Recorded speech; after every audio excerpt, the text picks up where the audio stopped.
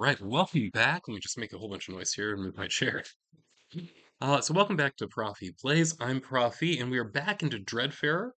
We're continuing to try to fill out the sketchbook.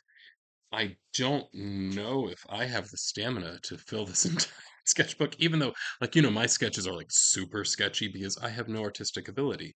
That is not a skill that I've practiced, and I don't plan to.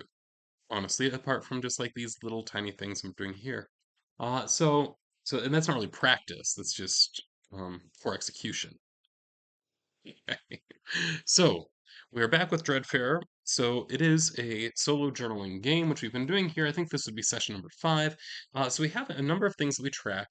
Right, so, we track our corruption, which we have here, as well as hit points and money.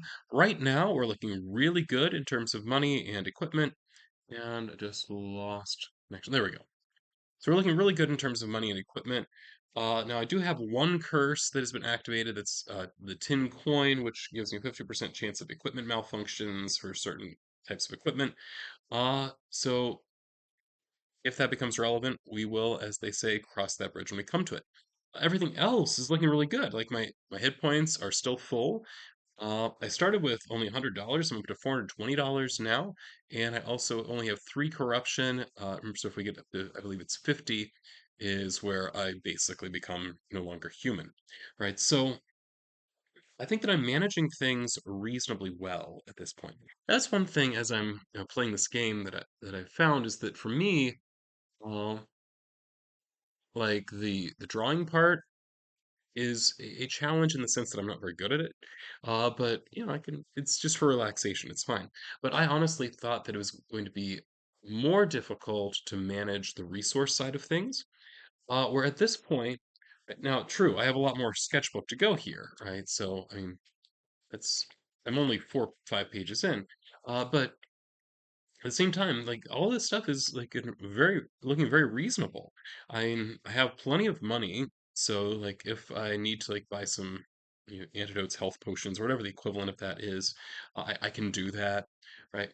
My corruption is staying reasonable, which also means then because my money is high and my corruption is reasonable, if I get any kind of artifact that I don't actually think is useful, I can afford to sell it right now, or I can afford to donate it. And in donating it, uh, or if not donating it, I can return it to its people, and that keeps my corruption down. So it seems like the resource management side of this has not been too bad.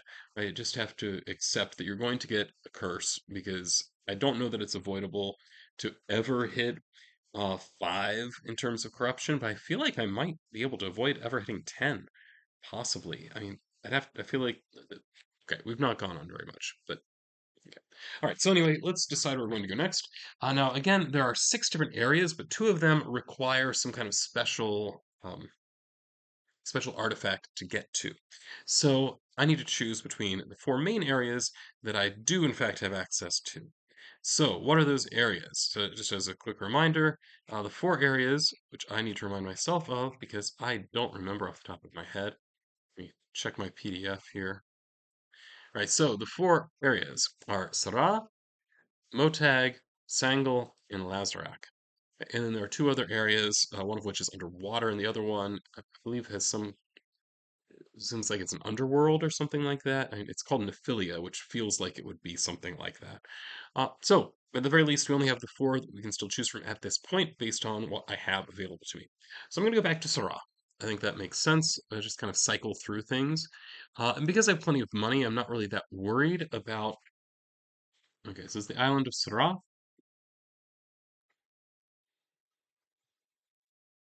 Just as a reminder, what kind of island this is. This is more of a desert, right? So we have dunes and that kind of stuff here.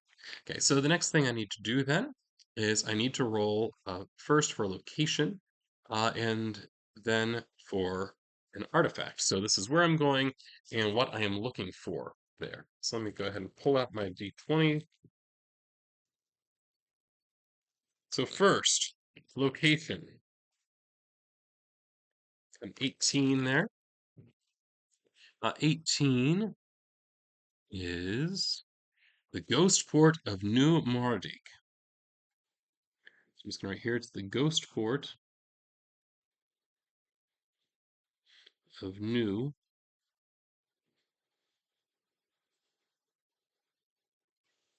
Moerdijk. Moerdijk? Yeah, it's probably something like that. It was a failed attempt by the Dutch to create a harbor in the rocky western coast to facilitate the extraction of gold from this inhospitable area of the islands.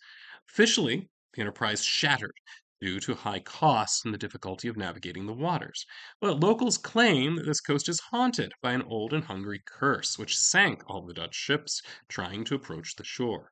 Now, the sparsely inhabited town remains as a monument to colonial hubris. So, this is a town.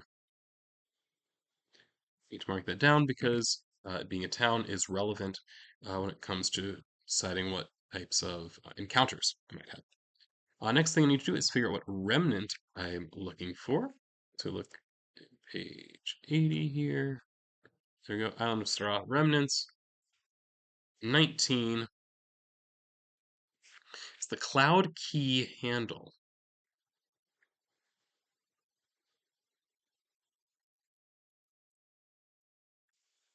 Right, so the handle of an ancient weapon inscribed with a language only spoken by those without tongues. Okay. The full weapon was once used to fell giants, but its blade is lost to history. So it's just gonna be the handle of something. Right, so the next thing I need to do is figure out how I'm going to get there. So I need to plan my expedition, see if I'm going to buy any more equipment. Again, I think that I'm fairly well equipped at this point. There's nothing about this ghost port that makes me think that I need to buy some other piece of gear that I don't already have. I already have kind of a little bit of everything as far as that goes. I do need to decide, I do have enough money that I could hire a local guide, which says during your next expedition, your guide will help you traverse its perils. During encounters, you get to roll double dice and then choose the result you wish. But they leave extra after the expedition. So I could do that. Uh, that's a possibility. Um, but you know what? I don't think I'm going to. Instead, and I have plenty of money for the plane trip. The plane trip is only $60. I have $420. So I think I'm fine as far as that goes. Now, I got really lucky last time, remember, because I rolled something that gave me an extra $300, which was not really expected.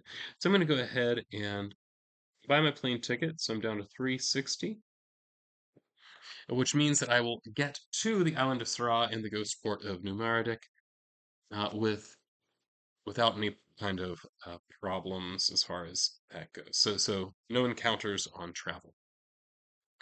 All right, now let's find out when I get there what happens. So I need to go through an encounter first, and then we can figure out the next step after that. All right, so encounters, where are they? There we are. Syrah encounters 122.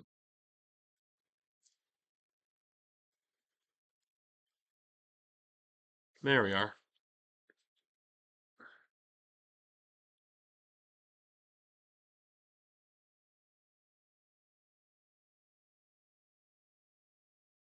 So here we go. I'm in a town, so I need to look at the town. There we are, and now D4 is what I need.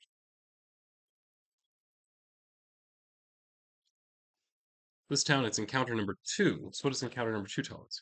As you come across an old man, a cracked smile on his face and a worn blanket below him, covered in strange trinkets. Welcome, welcome. What you buying? He asks, gesturing to the blanket. Roll a d4 as you haggle with him. All right, well, let's see. Got a 1. 1 says, deciding nothing looks worth buying, you turn to leave, only to see a child running away, $20 from her pocket clutched in their hand. Well, of course. Okay, fortunately, this is not the kind of disaster that it would have been at some points, and that I have plenty of money, so I'm down to 340. Not a big deal. All right, so now I need to decide in this ghost port of New Meredith, I need to figure out what does it look like so that I can draw some of it. So what I'm imagining here, maybe what I'm gonna do, rather than try to like do a sketch of the port, what I'm gonna do is instead sketch out what the map would be like.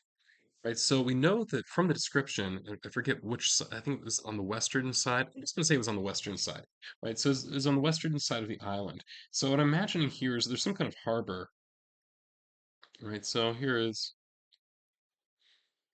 denoting where my map is, something like this. So there's the harbor.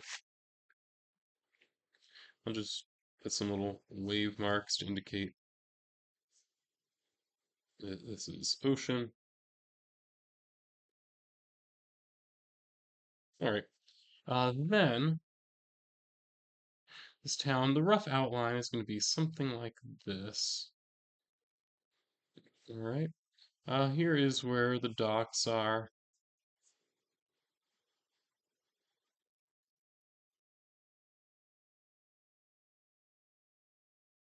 Not like this. And then there are various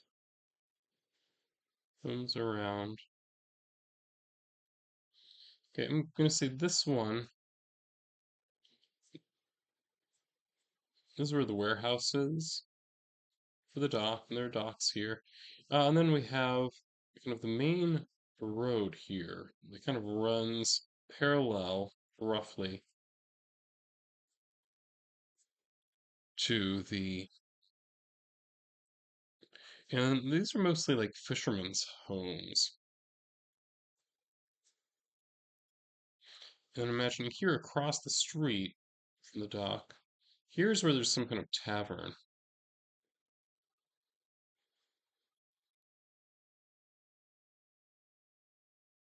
And then I'm going to say these are mostly ruins or abandoned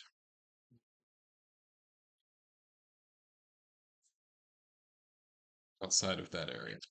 So where I found, right, this cloud key handle, I'm thinking the handle was found amidst some of these ruins. So I'm thinking it was found here.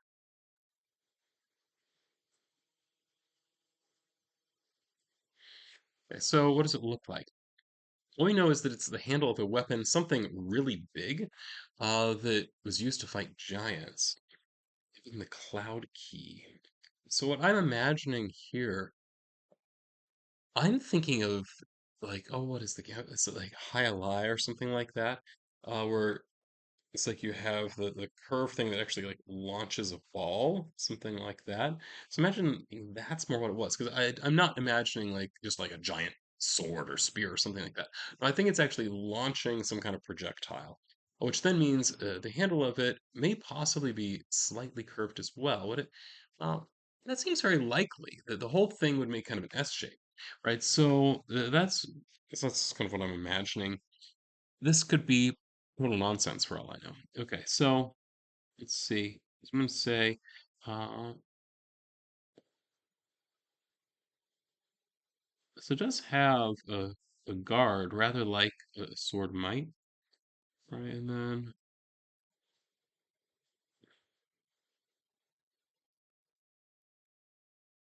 I'm guessing that it has some kind of grip.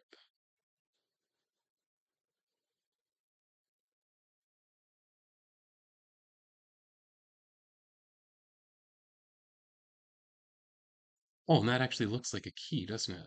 Oh, that's cool. It's cool. So what would make it a cloud key? Well, I think maybe what they did, they actually had etched into it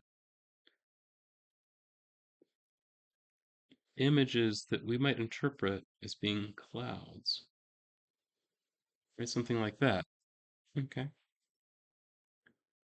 So I'm just gonna mark here that this has grip to it. These are cloud etchings.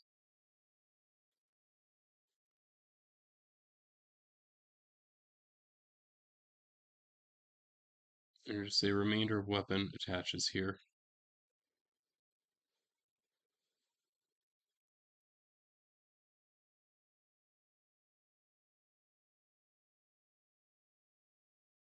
Okay. I'm gonna say this was found here. Specifically, where was it found? I think it was found, all right, in what looked like to be like an old merchant's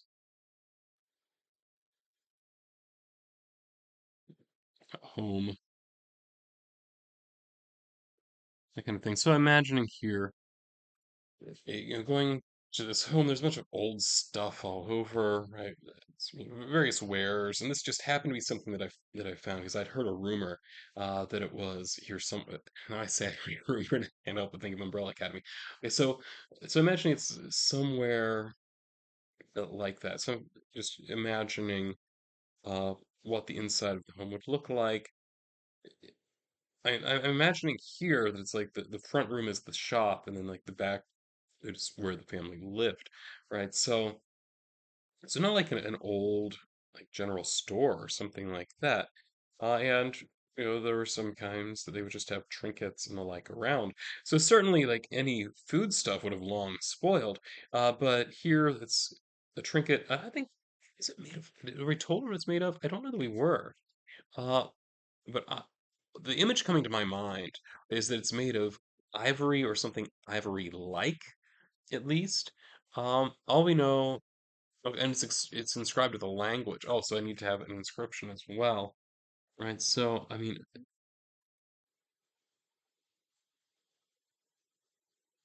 there we go. There's an inscription on it as well. Okay. Oh, it does say its blade is lost to history. Well, we just assume it's a blade. Uh, okay. In any case, that's what it looks like. So I think because we thought there was a blade, there should be some kind of slot here where a blade would go. So I'm thinking this may be, let's just label it, well, I'm gonna say it's made of, it's ivory-like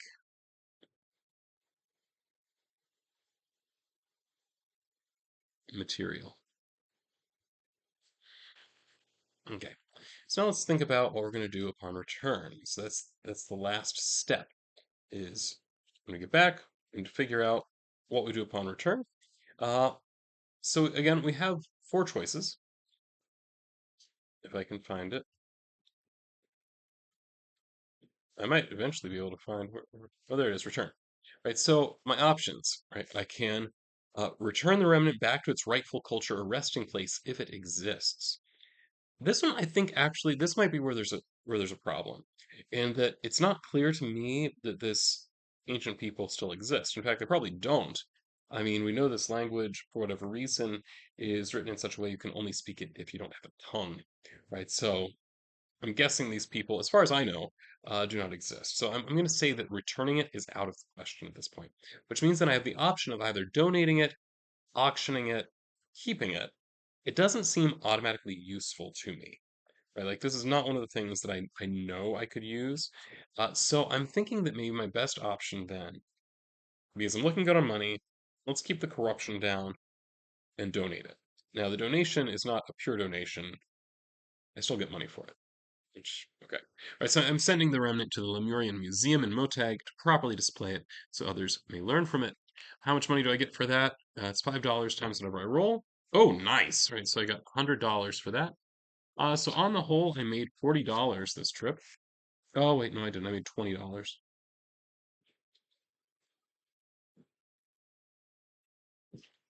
But that does mean that I do gain one corruption. So I'm up to four there. All right, and that is this session. Right, so uh, enjoyed going to the ghost town of what was it again? It's the ghost port of New Moerdijk. And that's that for now. Right, so oh, I had things very poorly placed, didn't I? I didn't realize. Yeah, so there it is. Okay. All right, and that is that. Thank you for tuning in. It's Prof E signing off.